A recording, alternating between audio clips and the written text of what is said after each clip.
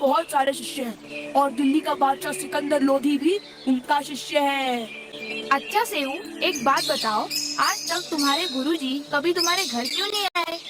अरे नहीं नहीं, इनके गुरुजी तो केवल धनवानों और राजाओं के यहाँ ही जाते हैं, जैसे वीरदेव सिंह बघेल, काशी नरेश और ये तो कंगाल है। इनके यहाँ भला वो क्यों आएंगे?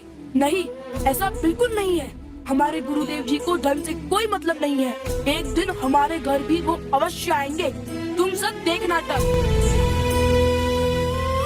क्या हुआ बेटा सेऊ, इतने उदास क्यों हो आज?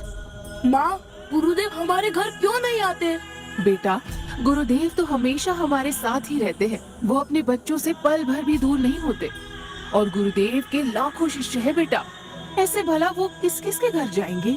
आपकी सारी बात सही है माँ, लेकिन मेरे मित्र मुझे चिढ़ाते हैं कि तुम्हारे गुरुजी तो सिर्फ राजाओं के घर जाते हैं। तुम कंगाल हो, इसलिए तुम्हारे घर नहीं आते। सेऊ बेटा, ऐसा विचार अपने मन में कभी भी मत लाना। तुम्हारे मित्र तो अनजान हैं, पर हम तो अपने गुरुदेव से परिचित हैं।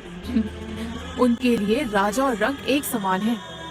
माँ, मैं जानता हूँ कि गुरुदेव जी राजा और रंग में कोई फर्क नहीं करते, लेकिन यदि एक बार गुरुदेव हमारे घर आ जाते तो सबका मुंह बंद हो जाता।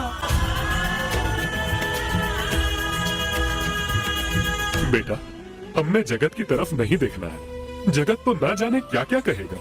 हमें सिर्फ गुरुदेव जी के ज्ञान आधार पर ही सोचना है और उनके आदेश का पालन करना है। बेटा, हमें अपने गुरुदेव पर पूरा विश्वास होना चाहिए। उनकी प्रत्येक क्रिया पर भरोसा होना चाहिए।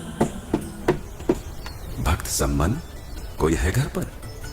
ऐसा लगता है जैसे गुरुदेव जी की आवाज आई हो। अरे बेटा सम्मन, घर पर हो?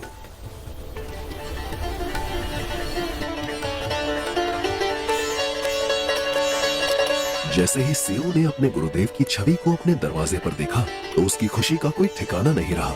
उसका दिल तेजी से धड़कने लगा और आंखों में चमक आ गई। उसने सोचा, यही सच है या मेरे प्रिय गुरुदेव सचमुच मेरे दरवाजे पर खड़े हैं? खुशी के मारे उसके चेहरे पर एक मुस्कान खिल गई।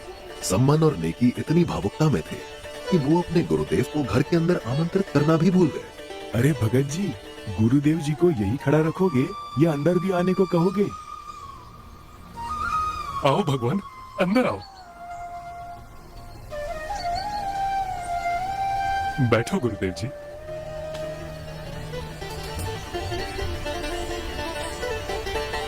भगवान,